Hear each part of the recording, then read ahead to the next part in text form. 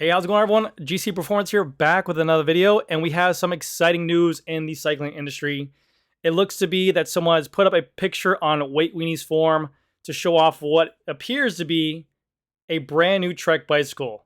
We'll get in all that in just a second, but first and foremost, everyone, happy holidays, Merry Christmas. I have been bedridden for the past 4 days. I have not been moved. Definitely came down with some kind of illness, whether it be flu or whatever it is. But I'm happy to be moving and functioning again. So everyone, enjoy the time of your holidays, enjoy the time of your family and friends, and let's look forward to 2024, some new exciting bike stuff, and also just getting out there and riding. So definitely thank you to everyone who's been a part of this channel, and thank you to you guys for making this channel as successful as it is. So I really do appreciate that. Now, let's get into the good stuff. The sneak peeks, the unreleased bikes, the stuff I love talking about. So here, what looks to appear is we have a rider from Trek Liddell. My tongue does not let me pronounce that team's name right. Liddell. Trek Liddell, which is a pro rider out here, which appears to be, when first glance, it looks like it has the ISOFlow, like a Trek Madone. You might just take a quick glance, like, that's a Trek Madone. But if we take a step further into it and we do some enhancements, right? Watch, enhance. We're gonna sharpen this. We're gonna go enhance. This looks not as aggressive and not as aero as a Trek Madone. Madone, massive seat stays, massive chain stays, massive down tube. This looks nothing like this. So people are either two speculations here. I just made a video recently talking about what I think is going to come in 2024. New SRAM group set, new Trek Emonda, new Pinarello Dogma. And then right after I made that video, a sneak peek of a spy photo of a new Trek bicycle comes out. And if I had to guess, this would make sense to be the Trek Emonda. Let me tell you why. There's been some speculation that people are saying that it could be a Trek Madone, like a one-off, or maybe Trek is really going after the do-it-all bicycle, or the one bike to rule them all thing.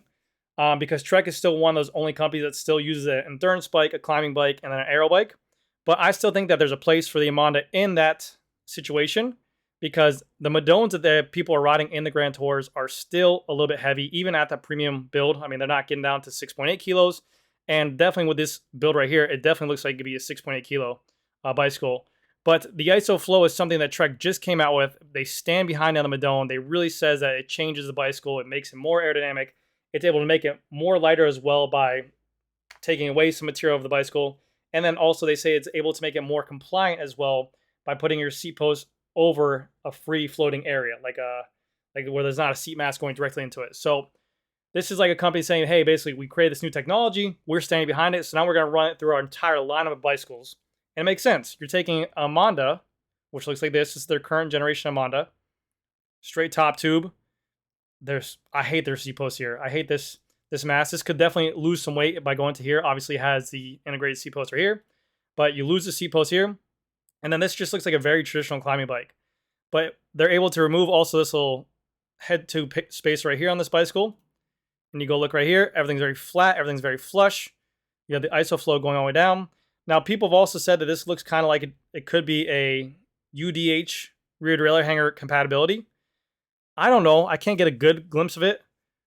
But I don't think so.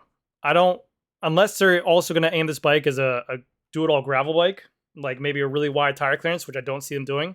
I think this is going to be a really dedicated climbing bike, maybe a 700 by 32C tire clearance, T47 bottom bracket, integrated cables, and right now this is running a two-piece barn stem. Definitely, I think they'll have a one-piece barn stem at the time of launch for the Emondas for sure. And then obviously their different seat post choice for these sizes of the seat post as well. But for sure, you can see the little hole opening right there for the ISOFlow. And that looks to be what could be an Emonda coming out. But I really do not see them to go to a full one bike to do it all type situation. They have their Madone, which really does do really, really well. A lot of the pros seem to be using that bicycle more over the older generation Emonda, even on some climbing stages with just a skinnier depth wheel.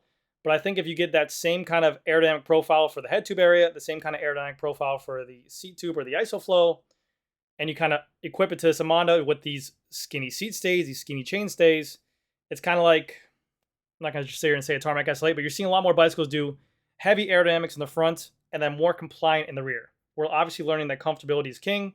People perform a little bit better when the bicycle is more comfortable. If they're going to be riding in these grand tours for hundreds of miles of rides per day, they want to be comfortable like on the bike as well. So we're seeing more and more people go with this heavy aerodynamic design in the front and then more compliant in the rear. So I definitely think that that will be a good bicycle. And then plus for just the weight scheme of things, I've seen some top end Madones, like I mentioned before, that were pretty expensive and still like 7.4, 7.5 kilos. So there is still a place for this Emonda to be in there at 6.8 kilos. But let me know what you guys think. Do you think it's going to be the new 2024 Emonda, and will it come out this year? I'm betting if any time, was it December right now? Or the Vuelta and Giro. I'm betting if I had to guess, I say Giro time. I say Giro will come out around there. And then, do you think it's a 2024 Emonda, or do you think it's a revamp of the Madone? Which I don't think. But do you think it's a revamp of the Madone and just making a one bike to rule it all type of thing? Let me know down in the comment section below what you guys think it is. Anyways, guys, that's going to do it for this video. Thank you guys again so much for watching this. This will probably be my last video before Christmas and the holidays. So hopefully you guys enjoy and have a great time with family and friends.